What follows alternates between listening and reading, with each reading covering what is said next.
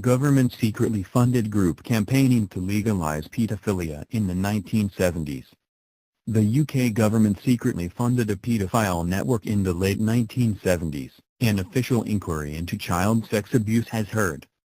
A former civil servant has claimed that the Home Office secretly gave £30,000 in grant money to a controversial organisation called the Pedophile Information Exchange, PIE, who were campaigning to legalize pedophilia and lower the age of consent to 4 years old. The Mail Online reports, Tim Hulbert, who worked for the Voluntary Services Unit, VSU, during the 1970s and 1980s, told the Westminster strand of the Independent Inquiry into Child Sexual Abuse that he had seen the payment recorded on a spreadsheet. He said the payment to the Pedophile Information Exchange, PIE, had been marked on official documents as a grant made to the Women's Royal Voluntary Services, WRVS.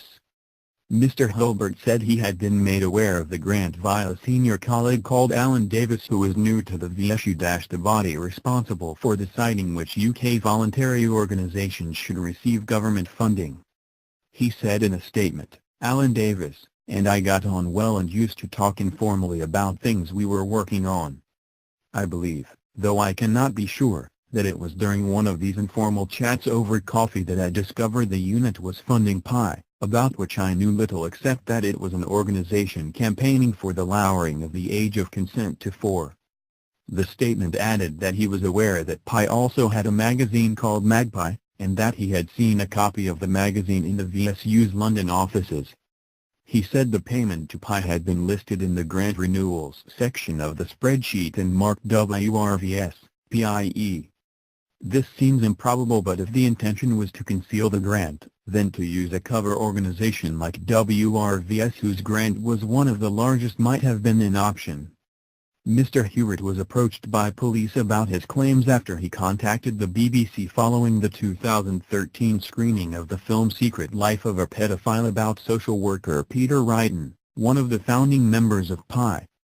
Earlier on Monday, the inquiry heard evidence from civil servant Mike Box, who had assisted a 2014 review of allegations of historic child sexual abuse within Westminster. He said that no trace of any payment to PI had been found in government documents from the era, and that the review had been unable to track down Alan Davis. A contemporary of Mr. Hulbert at the VSU also had no recollection of grant payments made to PI, Mr. Box said.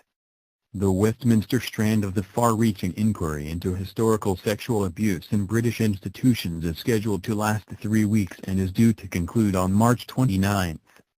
Newspunch.com web link.